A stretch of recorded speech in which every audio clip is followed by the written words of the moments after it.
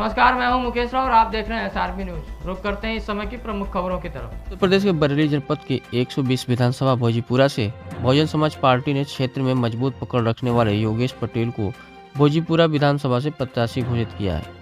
आपको बता दें कि योगेश पटेल लंबे समय से राजनीति में सक्रिय हैं और भोजीपुरा ब्लॉक के कई बार से ब्लॉक प्रमुख हैं। योगेश पटेल ने कहा कि वह क्षेत्र में चौमुखी विकास करने का काम करेंगे और क्षेत्र में डोर टू डोर जाकर जनसंपर्क कर बहुजन समाज पार्टी की नीतियों को बताकर पार्टी को मजबूत करने का काम करेंगे।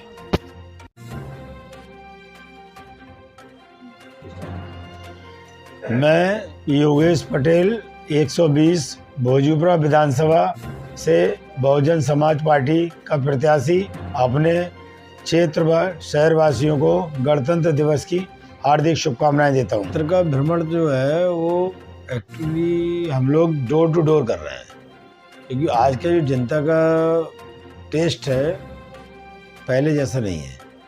पहले पॉलिटिशियन जो है गांव में एक व्यक्ति के यहाँ बैठ के आ जाते थे और पूरे गांव का चुनाव का फैसला हो जाता था, लेकिन आज पब्लिक चाहती है कि जो हमारे बीच के होने वाला नेता है वो हमसे रूबरू हो और डायरेक्ट मिले।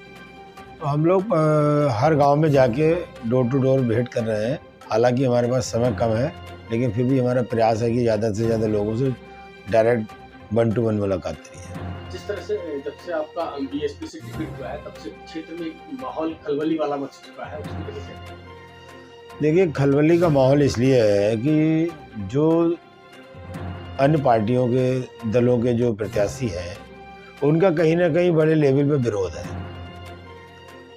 चाहे वो बीजेपी के कैंडिडेट हो, चाहे वो सपा के कैंडिडेट हो, उनका अपना जो भी पिछले कार्यकाल रहा है उसमें कहीं ना कहीं उनका विरोध है बड़े लेवल पे। और अपना जहाँ तक मेरा मानना है वह, क्योंकि मैं पिछले 20 साल से लगातार क्षेत्र में ब्लॉक प्रमुख हूँ, तो जनता जान चुकी है कि भाई योगेश पटेल के साथ किसी भी माहौल में और किसी भी बिरादरी के लोगों को कोई परेशानी नहीं है।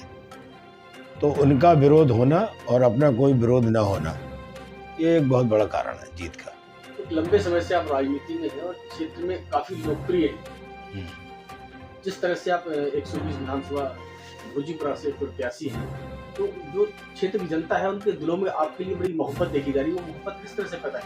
उसका एक कारण है कि पिछले 20 सालों में हमने आज तक कभी भी किसी गांव का झगड़ा हुआ, तो जब 2 पार्टियों में झगड़ा होता है तो जनरली जो पॉलिटिशियन होते हैं वो एक व्यक्ति की मदद करते हैं और एक का विरोध करते हैं। हमने अपने कार्यकाल में दोनों लोगों का झगड़ा खत्म कराने का काम किया है, क्योंकि जब गांव के 2 लोग झगड़ा करते हैं तो उनकी ताकत, उनका पैसा कोर्ट और कचहरी में खर्च हो जाता है। मेरा अपना मानना है, अगर क्षेत्र को तरक्की करनी है, क्षेत्र को लोगों को आगे बढ़ाना है, तो उनका जो मेहनत की कमाई है वो कोर्ट और कचहरी के खर्चे से बचनी चाहिए और वो पैसा उनके बच्चों के विकास में और उनकी बच्चे की एजुकेशन में लगना चाहिए। कई बार से आप ब्लॉक प्रमुख हैं, उसको 25,000 में खरीदा गया है। तो जो बनने के बाद आपके मेन मुद्दे क्या रहेंगे विकास को लेकर?